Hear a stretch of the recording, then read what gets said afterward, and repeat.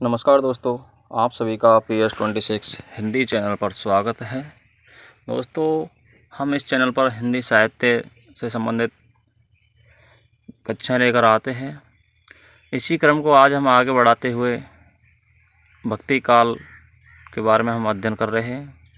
पिछली हमने 2 कक्षाओं में भक्ति काल के उदय के कारण एवं उसका प्रसार क्षेत्र और उसका अर्थ के बारे में समझा, और दूसरी कक्षा में हमने जो भक्ति काल में जो आलवार और नैनार संत हुए उनके बारे में हमने जाना, और जो प्रमुख संप्रदाय हुए उन संप्रदायों के बारे में भी हमने पिछली कक्षा में जाना। दोस्तों, ये सभी आपने हमारी पिछली वीडियो में देखा होगा कि हमने किस तरीके से आसान भाषा में और ट्रिकों के माध्यम से समझा, और इसी तरह हम छोटी छोटी ट्रिकों के माध्यम से ही आज हम भक्ति काल के बारे में पढ़ेंगे, जिसमें आज का जो विशेष टॉपिक है वह है वाद। क्या? वाद, जिसमें आपको पता है जैसे द्वैतवाद, अद्वैतवाद, विशिष्टाद्वैतवाद, तो इन सब के बारे में हम समझने का प्रयास करेंगे। दोस्तों, बहुत ही सरल भाषा में समझेंगे, और जो मेन मुख्य बिंदु हैं जो बार बार परीक्षा में पूछे जाते हैं उन्हीं के संदर्भ में हम आज बात करेंगे। दोस्तों, तब तक आप इस वीडियो को लाइक करें और अपने दोस्तों तक शेयर करें, और आपको पता ही है कि चैनल को सब्सक्राइब करना ना भूलें, क्योंकि चैनल को सब्सक्राइब करने से आपको ये फ़ायदा है क्योंकि जिससे आपको हमारे द्वारा जो भी कक्षाएँ उचित समय पर अपलोड की जाती हैं तो वो आपको उचित समय पर उपलब्ध हो सकें। आज की हमारी कक्षा का क्या टॉपिक है दोस्तों? प्रमुख दर्शन। प्रमुख दर्शन में सबसे पहले हम बात करते हैं दोस्तों अद्वैत दर्शन के बारे में, कि अद्वैत दर्शन का क्या अर्थ है, इसका तात्पर्य क्या है और इसके प्रवर्तक कौन हो। दोस्तों, सबसे पहले हम बात करते हैं अद्वैतवाद के जो अद्वैतवाद है उसके प्रवर्तक कौन हुए दोस्तों? शंकराचार्य। यानी कि अद्वैतवाद दर्शन के प्रवर्तक कौन हो दोस्तों? शंकराचार्य। हम इसे कैसे याद रखें दोस्तों? इसके लिए शॉर्ट ट्रिक क्या है दोस्तों? शब्द है आशंका। क्या है दोस्तों? आशंका। यानी कि एक शब्द है मात्र आशंका। आशंका से ही आप समझ सकते हैं कि अद्वैतवाद के दर्शन जो है उसके प्रवर्तक कौन है। आ से अद्वैतवाद, आ से अद्वैतवाद और शंका से शंकराचार्य। दोस्तों, आप इसी तरह से मस्ती में झूमते हुए और शॉर्ट ट्रिकों के माध्यम से समझिएगा। यानी कि अद्वैतवाद के प्रवर्तक कौन हुए? शंकराचार्य। अद्वैतवाद जो दर्शन है उसके बारे में हम अब आगे बढ़ते हैं। दोस्तों, इसका बिंदु है इन्होंने जीव अद्वैत का तात्पर्य है दोस्तों आ माने नहीं, यानी कि आ प्लस द्वैत। आ माने नहीं और द्वैत माने दो, अर्थात जो दो नहीं है यानी कि जो एक ही है वही क्या है? अद्वैत है। पहला बिंदु है इन्होंने जीव और ब्रह्म को अलग अलग नहीं माना है, यानी आ मान नहीं और द्वैत माने दो, यानी कि अलग अलग नहीं माना है। जीव और ब्रह्म को अद्वैत दर्शन में अलग अलग नहीं माना गया है, उन्हें एक ही माना गया है। संसार में ब्रह्म ही सत्य है। जो हमारा जो संसार है उसमें जो ब्रह्म है वही क्या है? सत्य है। जगत मिथ्या है। जीव केवल अज्ञान के कारण ही ब्रह्म को नहीं जान पाता, और ब्रह्म तो उसके अंदर ही है। यानी कि संसार में क्या है? जो ब्रह्म है वही क्या है? सत्य है। जगत मिथ्या है। जीव केवल जो जीव है वह केवल अज्ञान के कारण ही ब्रह्म को नहीं जान पाता है। यानी कि जो संसार में जो जीव है वह अपनी अज्ञानता के कारण ही उस ब्रह्म को नहीं जान पाता है, जो सत्य है उसको नहीं जान पाता, क्योंकि जो हमारा जो ब्रह्म है वह हमारे अंदर है। अगर हम उस भ्रम को हम अपने अंदर से निकाल दें तो हम उस सत्य को जान सकते हैं और हमें एक अच्छे ज्ञान की प्राप्ति हो सकती है। इस दर्शन में सत्य की खोज को ही तत्व या पदार्थ कहा जाता है। यानी कि जो सत्य है उसको ही, जो उसकी सत्य की जो खोज है उसको ही तत्व या पदार्थ कहा जाता है। अगला बिंदु है दोस्तों, जो इसी सत्य को अंतिम सत्ता या परम तत्व कहते हैं यानी कहा जाता है। जो ब्रह्म का जो सत्य है यानी संसार में जो ब्रह्म सत्य है, उस सत्य को ही अंतिम सत्ता या परम तत्व कहा जाता है। जो अद्वैत दर्शन के जो प्रवर्तक हुए थे कौन? शंकराचार्य, जिन्होंने 5 रात्र धर्म की प्रतिष्ठा की थी। अगर आपसे पूछ लिया जाए कि 5 रात्र धर्म की प्रतिष्ठा किन्होंने की, तो उसका जवाब होगा दोस्तों शंकराचार्य। अगर पूछ लिया जाए 5 रात्र धर्म का संबंध किस दर्शन से है, या तो इसका जवाब क्या होगा दोस्तों? यानी 5 रात्र का जो 5 रात्र धर्म था उसका संबंध किस दर्शन से है? अद्वैत दर्शन से, जिसके संस्थापक या प्रवर्तक कौन हो दोस्तों? शंकराचार्य। जो ये 5 रात्र धर्म है उसमें रात्र शब्द का जो अर्थ है वह क्या है दोस्तों? ज्ञान। जो 5 रात्र में जो रात्र शब्द है उसका क्या अर्थ है? ज्ञान। अर्थात जो शंकराचार्य जी हुए थे उन्होंने 5 यानी 5 और रात्र यानी ज्ञान, यानी जो 5 प्रकार के ज्ञान थे तो उनका जो का अच्छी तरह बोध होना ही उन्होंने 5 रात्र धर्म के रूप में जाना। अब समझते हैं ये 5 रात्र कौन कौन थे। दोस्तों अब समझते हैं जो शंकराचार्य जी द्वारा जो 5 रात्र दिए गए थे वह कौन कौन से हैं। तो इनमें पहले आता है परम तत्व, दूसरा है मुक्ति, तीसरा है भुक्ति, चौथा है योग और 5वां है विषय। विषय को हम संसार के नाम से भी समझते हैं, जानते हैं। यानी कि जो 5 तत्व कौन कौन से थे, 5 रात्र कौन से थे, यानी जो शंकराचार्य ने जो 5 धर्म बताए, जो 5 रात्र बताए वो कौन थे? परम तत्व, मुक्ति, भुक्ति, योग, विषय। इसे आप 2-3 बार बोलिए, परम तत्व, मुक्ति, भुक्ति, योग, विषय। इसके बाद हम बात करते हैं दोस्तों द्वैतवाद। द्वैतवाद के प्रवर्तक हुए थे दोस्तों मध्वाचार्य। कौन? द्वैतवाद के प्रवर्तक कौन हुए दोस्तों? मध्वाचार्य। इसकी शॉर्ट ट्रिक क्या है दोस्तों? 2 मधु। इसकी ट्रिक है 2 मधु।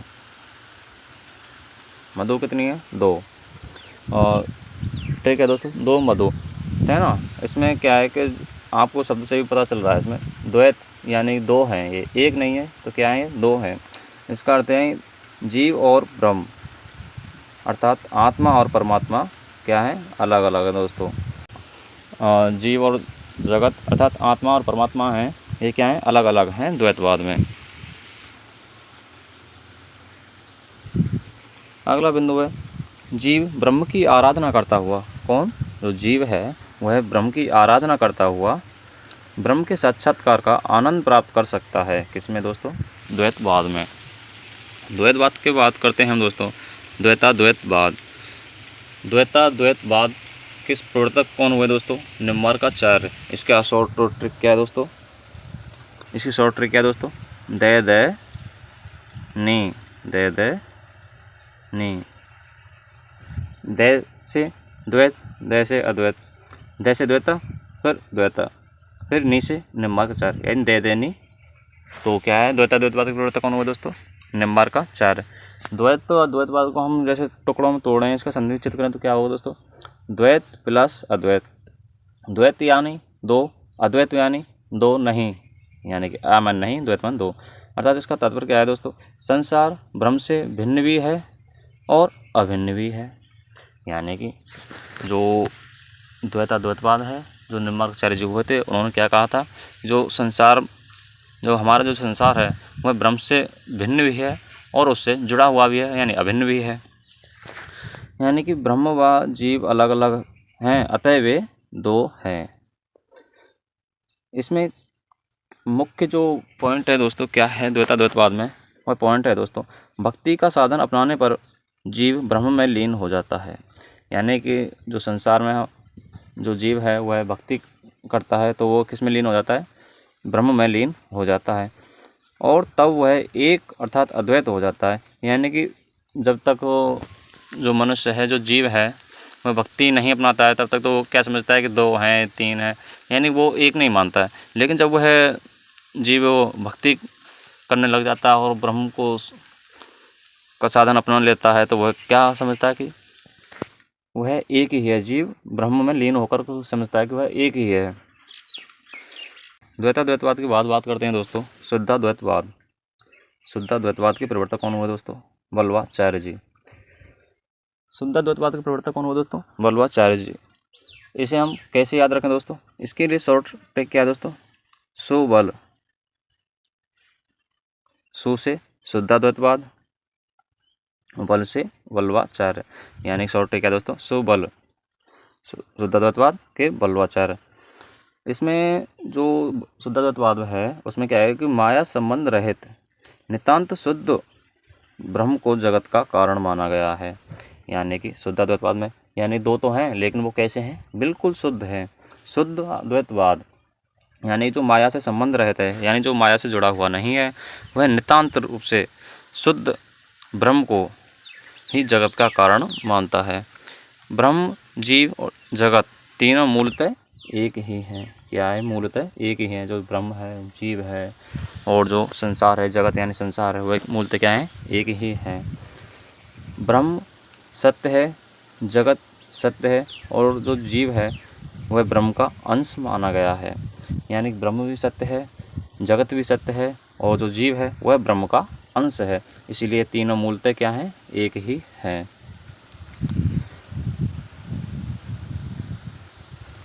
ब्रह्म माया से आलिप्त है, यानी जो ब्रह्म है वह माया से संबंध रहता है, यानी कि आलिप्त है, यानी आलिप्त यानी जो उससे लिपटा हुआ नहीं है, उसमें संलग्न नहीं है, इसलिए शुद्ध है।